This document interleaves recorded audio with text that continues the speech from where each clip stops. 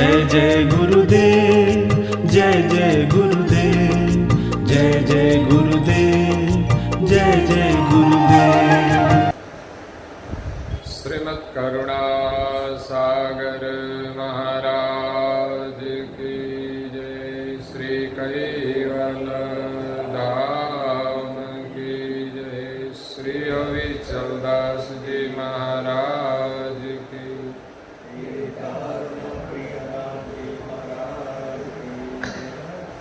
सत्केवल साहिब, सत्केवल साहिब, सत्केवल साहिब।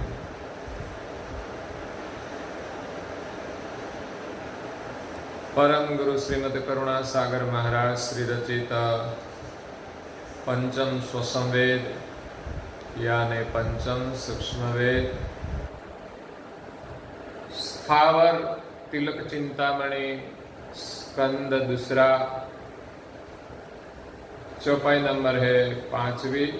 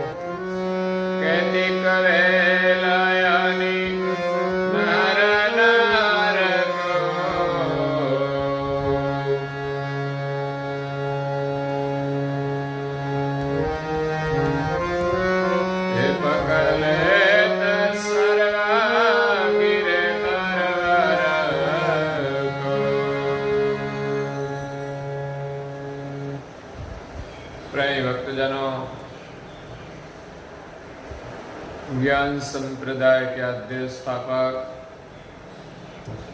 अनंत ब्रह्मांडाधीश केवल कर्ता के परम विशेष अंश सकर्ता सिद्धांत का प्रतिपादन करने वाले पंचम स्वसम वेद के रचयिता अनंत अंशों के तारणहार नव बुद्धि के सागर कैवल धर्म धुरंधर महान समर्थ परम श्रेष्ठ परम विभूतिवान परम दयालु परम कृपा निधि सर्वज्ञ दिव्य परम गुरु श्रीमद करुणा सागर जी महाराज जगत के जिज्ञासु और मुमुक्षु अंशों को ज्ञान का बोध करते हुए स्वरचित पंचम स्वसम वेद ग्रंथ के दूसरे स्कंद में स्थावर तिलक चिंतामणि की महिमा समझाते हुए कहते हैं केतेक को अनि सौ साज सकूला केतेक को शाखा ही अनि मूला केतिक वेल अनि नहर नहर को पकड़ लेत सर्व गिरे तरवर को। भाल तिलक का वर्णन परम गुरु जी करते हुए कहते हैं कि स्थावर जाति उनकी जो आकृतियां है उन सभी में तिलक की गति प्रतीत होती है। अणिअग्र गति से ही सबका विकास होता है। तो कई वनस्पति जाति है जिनका सब साज अणिअग्र है, केतेक को शाखा केतेक को मूला केतेक वेली जाति जो है उसमें भी एक प्रकार के नहर होते हैं जो ऊपर जाने के लिए वो पकड़ लेते हैं। कभी दीवार होती है तो दीवार को भी पकड़ लेते हैं। कभी बड़े पेड़ होते हैं तो वहां से पकड़कर चढ़ जाती है। अगर कोई गिरिवर है मतलब जो मिट्टी का ढेर है उन पर भी चढ़ती है, लेकिन वो ऊंचाई पर जाती है। और ऊंचाई पर जाने के लिए अणिअग्र पकड़ बहुत जरूरी है। अणिअग्र गति से ही वो पकड़ती है। तो हमें कुछ करना है तो हमारी गति अणिअग्र होनी चाहिए। पेड़ पौधे में भी ये अणिअग्र गति का दर्शन होता है, उनकी महिमा होती है। हम सोचे कि कई वनस्पति जाति में कांटे होते हैं, तो ये अणिअग्र कांटे क्या काम का है? वो अणिअग्र गति से अपना रक्षण करता है। कई शाखाएं अणिअग्र होती है जो आगे बढ़ती है अणिअग्र गति से। वैसे भाल तिलक की महिमा है स्थावर जाति में। आगे वर्णन करते हैं, कहते पत्र फल फूल पानी नीरा, कहते कोयानी सकल शरीरा, इधर से सकल के बीज तनया लहोते पर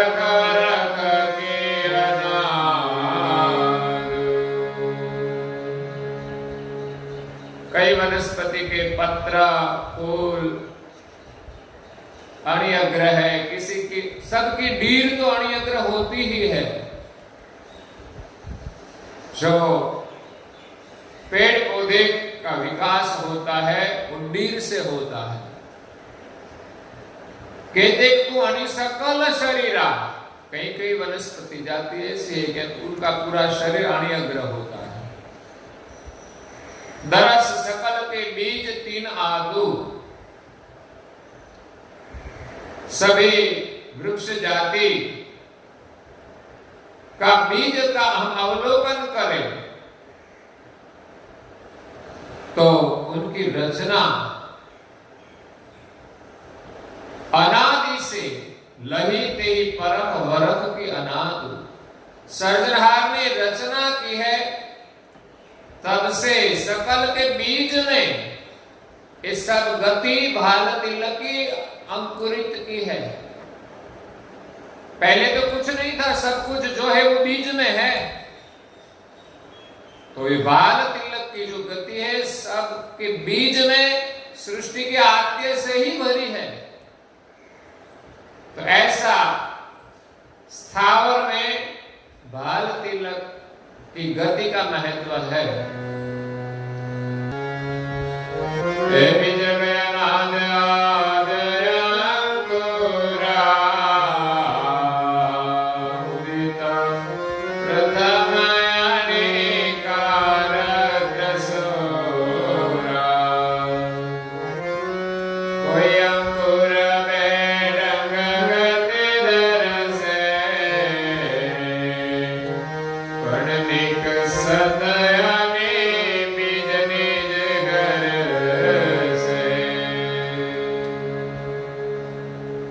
बीज अनाद्य आद्य अंकुरा,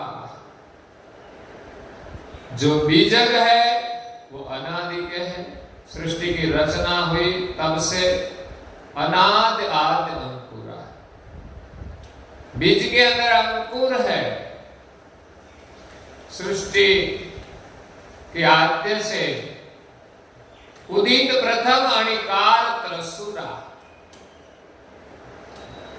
सभी बीजक का जो उदय होता है तब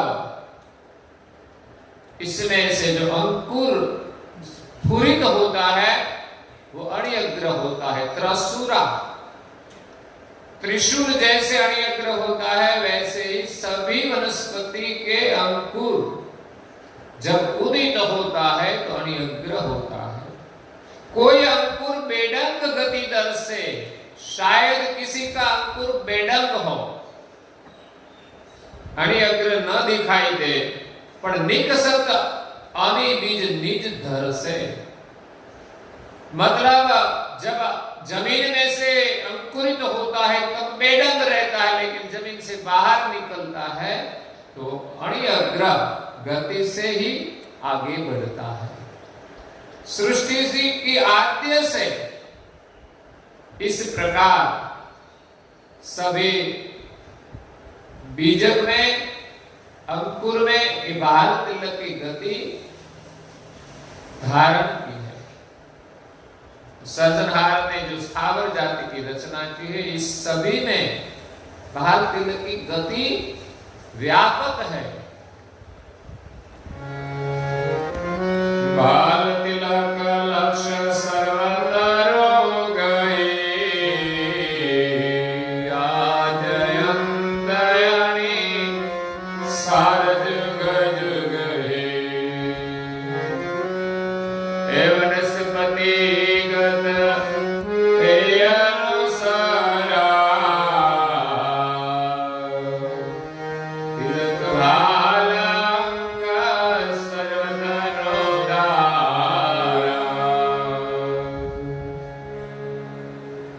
बाल तिलक लक्ष्य सर्वतरु उगही। परम गुरु जी का कहने का आशय है कि सभी वनस्पति जाति के जो बीज है उनका उदय बाल तिलक गति से होता है। बाल तिलक कोई सामान्य चीज नहीं है, सारी सृष्टि बाल तिलक वत गति से वर्तमान करती है। आद्य अंत अणिसार जुग जुग ही, सृष्टि की आद्य से अंत तक ये जो अणिअग्र गति है वो सार है। युग युग तक इस प्रकार सृष्टि वर्तमान करती है। इसलिए हमें बाल तिलक करना चाहिए। सारी सृष्टि बाल तिलक वत ही गति करती है, आगे बढ़ती है। हमें भी आगे बढ़ना है तो ये गति हमें धारण करनी पड़ेगी, और यही गति पाने के लिए हमें ललाट में भी तिलक करना पड़ेगा। वनस्पतिगत यही अनुसारा, वनस्पति में जो बाल तिलक की गति है इस अनुसार हम भी तिलक भाल अंक सर्व तनुधारा, सभी प्रकार के जो शरीर है इसमें बाल तिलक की गति धारण की है। जैसे वनस्पति में है वैसे सर्व तनुधारा,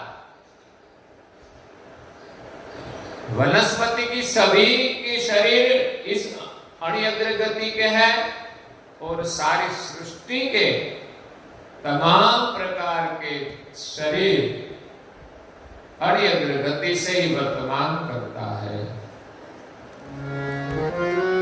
फिर थावर तरवर गत पेखे, बिनो अनिअग्र कारण देखे, और थावर पर मत जमी देता, बाल तिलक समा अग्रही देता। थीर थावर तलवर गत पेखी, थीर यानी जो वनस्पति जाति है वो स्थिर रहती है, इसलिए उनको स्थावर कहते हैं। तरवर गत पेखी, तरवर की गति हम देखें बिनु अनिअग्र आकार न देखी। कोई भी वनस्पति जाति ऐसी नहीं है कि जिसमें कोई अंग का आकार अनिअग्र न हो। कोई न कोई अंग का आकार अनिअग्र होता है, और उनकी वृद्धि भी अनिअग्र गति से ही होती है। और थावर पर्वत जमी जेता, पर्वत भी स्थावर जाति के हैं, पर्वत को भी सजीव माना गया है। पर्वत में तुर्या अवस्था वर्तमान करती है। पहले तो कहते थे कि पर्वत एक जगह से दूसरे जगह जाते थे, पंख थी, शायद पुराणों का वर्णन है। लेकिन पर्वत में चेतना जरूर है। कैसे है? इसमें तुर्या अवस्था वर्तमान करती है। पर्वत की चोटी तो जमीन से ऊपर होती है, फिर भी इस पर्वत से पानी निकलता है। तो इसमें भी कोई चेतना है, अवस्थाएं वर्तमान करती है।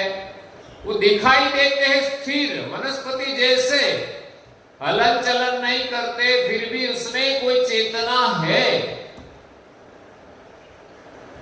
इसलिए हमारे कई तीर्थ स्थान पर्वत पर भी है। कई ऋषियों ने पर्वत पर जाकर अपना स्थान बनाया। वहीं कहीं एक विशेष ऊर्जा होती है। और पर्वत का जो आकार होता है वो भी अणि अग्र होता है।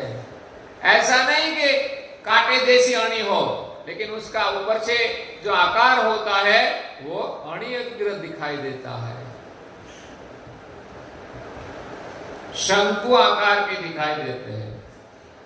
तो और थावर पर्वत जमी देता भाल तिलक सम अग्रही देता। जितने भी पर्वत है, बड़े हो या छोटे, वो सब अणि अग्र आकार के दिखाई देते हैं। कमल नाभ पृथ्वी अधरे निकसे, हरि अलंकार बाल वेणु विकसे,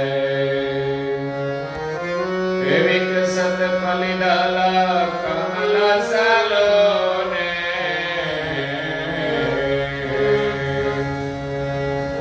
सगरे पंखयागी तिलकन मोरे।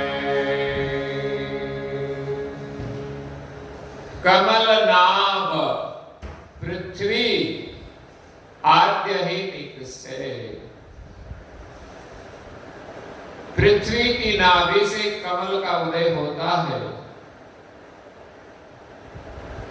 कमल नाभ पृथ्वी आद्य ही निकसे, हरि अलंकार भाल वेणु विकसे। तब उनका आकार भाल तिलक जैसा नहीं होता।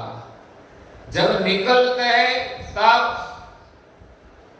उनका आकार भाल तिलक गति का नहीं है। वेणु भाल तिलक निकसे, विकसत कलिदल कमल सलोने।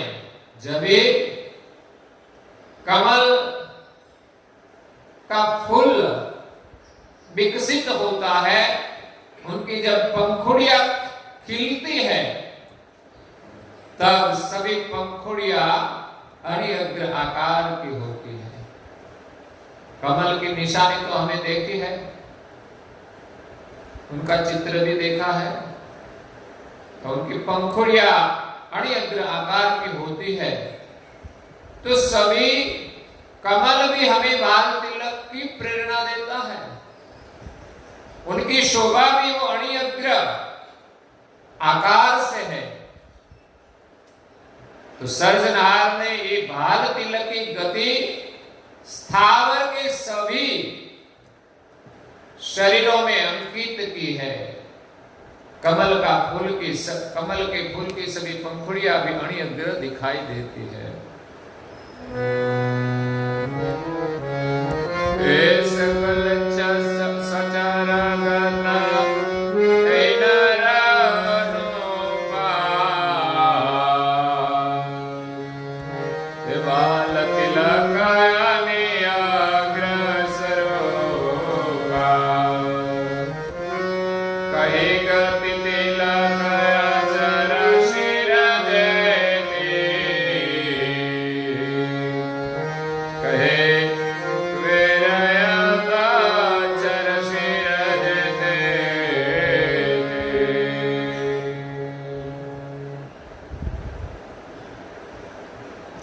सकल अचर गत यही नर नूपा। समस्त जो स्थावर जाति है उसमें बाल तिलक की जो गति है उनका स्वरूप का वर्णन किया। कही गति तिलक अचर सिरजेती। स्थावर जाति की जो वनस्पति है उसका वर्णन सारांश में किया कि सभी प्रकार के जो वनस्पति जाति के अंग है, कोई न कोई अणिअग्र है, उसका मूल अणिअग्र है, किसी का फूल अणिअग्र है, किसी में कांटे अणिअग्र है। तो इसी प्रकार समस्त स्थावर जाति इनके सभी अंग अणिअग्र आकार से वर्तमान करते हैं, गति करते हैं। भाल तिलक अणिअग्र स्वरूपा। कही गति तिलक अचर सिर जेती। कहे कुबेर अब चर सिर तेती। पहले 11 चौपाई में परम गुरुजी ने स्थावर जाति का वर्णन किया। स्थावर जाति में किस प्रकार भाल तिलक की गति वर्तमान करती है।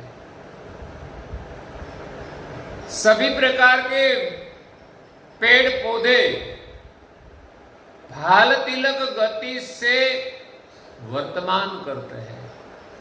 अंग आकार तो भाल तिलक उनके सिर पर अंकित हुआ है, लेकिन बीज से अंकुरित होते हैं, वहां से उनका विकास बाल तिलक की गति से ही आगे बढ़ता है।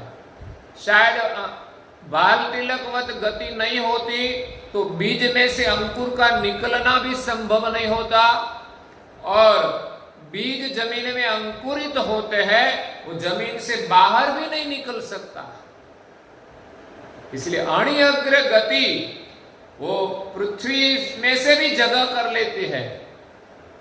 हम देखते हैं कि मूल कितने कोमल होते हैं। जमीन में पेड़ पौधे के मूल बहुत कोमल होते हैं, लेकिन देखें तो सही जमीन में थोड़ी सी भी जगह नहीं है। हमें ऐसे ही खिला गाड़ना दबाना है तो जाता नहीं, लेकिन मूल इसके अंदर जगह कर लेते हैं। कोमल मूल, लेकिन उसकी जो अणिअग्र गति है वो जमीन में जगह कर लेती है, और 5-10 साल में तो कितना बड़ा मूल हो जाता है और इसके अंदर जगह हो जाती है। तो ये अणिअग्र जो गति है वो महत्वपूर्ण है। तो वो स्थावर जाति के सभी अंग में बाल तिलक की निशानी आकृति में दिखाई देती है, और गति भी बाल तिलकवत करते हैं। उनका भी हमें दर्शन कराया।